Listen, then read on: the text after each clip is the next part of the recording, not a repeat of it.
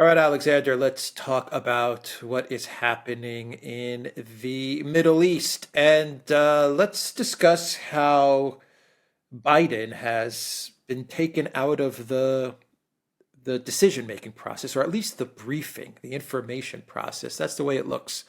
The Biden administration doesn't seem too confident in briefing Biden as to what is happening, specifically with the warships that are in the Middle East. And the reports that those ships are being attacked, though, the information is it's a bit hazy as to what exactly is happening with these attacks on these ships, and that's probably deliberate in order to prevent Biden from expanding this conflict. Anyway, what are your thoughts about this revelation with Biden and the Middle East?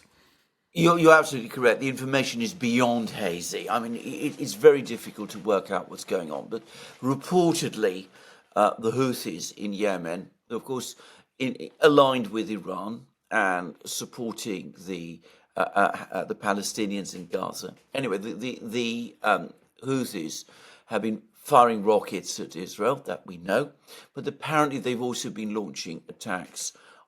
According to these reports, anyway, they've been launching attacks on commercial shipping in the Red Sea. And remember, the Red Sea is an important access point. It's the exit point, an entry point of the Suez Canal. So it's a major, transport corridor. But apparently supposedly there's been some attacks on commercial shipping there. A US destroyer, the USS Carney, has been involved. There's apparently been possible attacks on the USS Carney itself, which it has been able to parry. But, we're not being told very much about this. But the big story, and we're getting it principally from Politico, but now National Review and others have weighed in. But the big story is that someone in the administration, somebody important in the administration, has decided that the president himself should not be provided with formal briefings about what is actually going on in the Red Sea. So a decision has been made that Biden, the president of the United States, the commander-in-chief, should not be briefed about attacks, not just on commercial shipping, but military engagements involving a destroyer of the US fleet.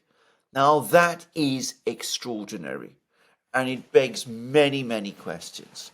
And the obvious explanation to this is the one that goes back to the various programs that we've made about this Middle East crisis.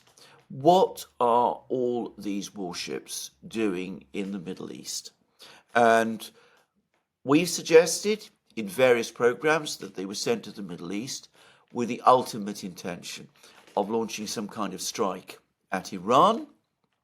It's clear to me now that that must have been the case, because some people in the administration who have decided that a strike on Iran and an escalation of the crisis in the Middle East and an expansion of the war are not in US interests, are keeping this information from the president. In other words, it looks to me as if it was the president himself who decided to move all these warships to the Middle East. In fact, if you understand the American chain of command, that makes absolute sense. It was the president who took that decision. It was the president who probably envisaged that they would be used in the way that I've said for a potential strike against Iran, and that there are some people in the administration, in the US government, who, not wanting a possible strike against Iran or against the Houthis, which might eventually lead to a strike against Iran, that they are now keeping information away from the president. I mean, that is my best reconstruction of this. And National Review, by the way, came to a very similar reconstruction to mine, though they did this from the opposite perspective to the one that we have, because National Review is one of those publications which ultimately does want to see a strike on Iran.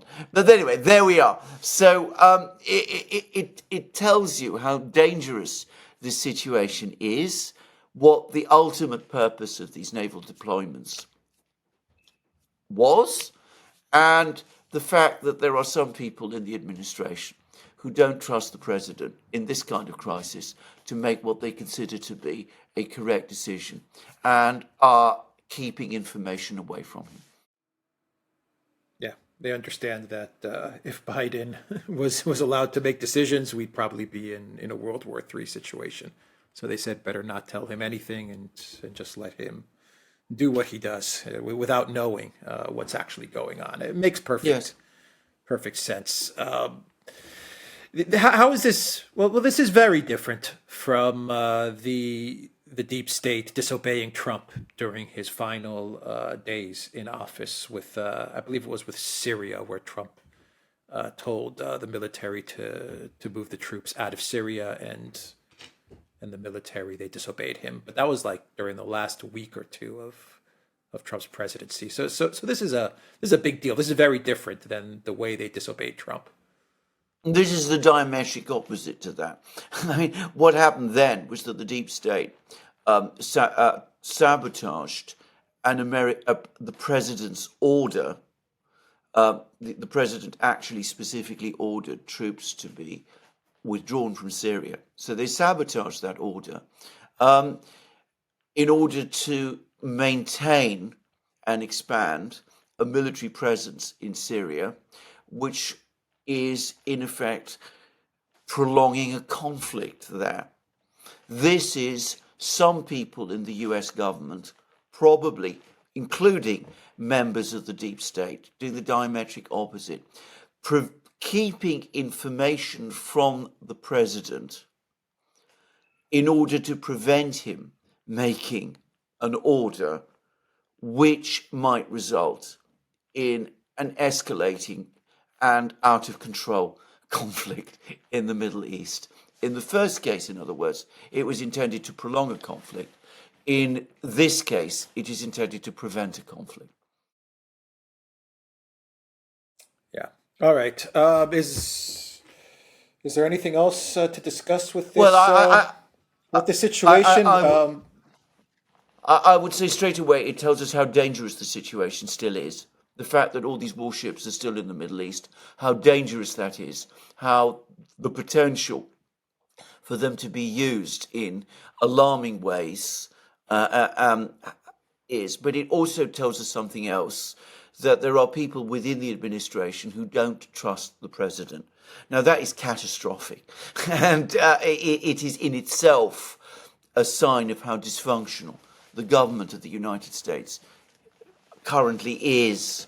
But it also tells us a lot about what some people feel about the president, that given a choice between a policy of restraint and discipline and calculation, such as Trump did show. I mean, you remember when there was the Soleimani affair, he established a back channel with the Iranians and actually acted to diffuse that crisis.